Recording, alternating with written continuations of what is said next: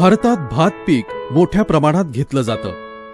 लागवडीपासून ते मळणीपर्यंत शेतकऱ्याला मोठी कसरत करावी लागते. यात महत्वाचा दुवा ठरतो तो मजूर.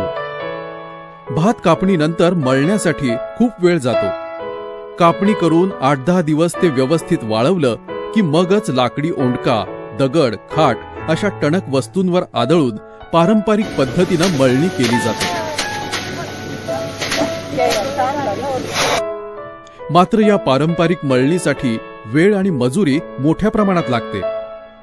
या सर्व गरजांवर मात करण्यासाठी बेन्सन ॲग्रो इंजिनिअरिंगचं भात मळणी यंत्र शेतकऱ्याला वरदान ठरत आहे.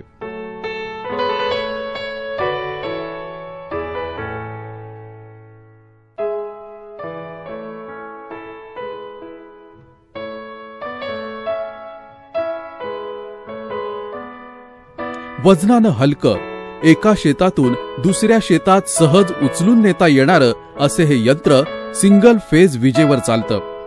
या यंत्राला असलेले काटेरी दाते अगदी एकही साळीचा दाणा न ठेवता भात सडकणी अगदी व्यवस्थित करतात.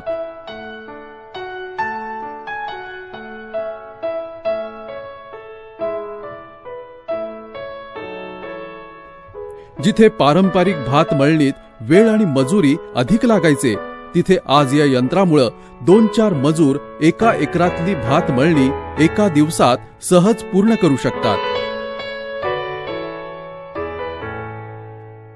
शिवाय भात उफणणी करण्यासाठी या यंत्राला पंखा जोडता येतो. म्हणजे एका बाजूला भात मळणी आणि दुसरीकडे उफणणी ही दोन्ही कामं एकाच वेळी करता येतात. शेतकऱ्याची भात मळणी या यंत्रानं सोपी केली आहे.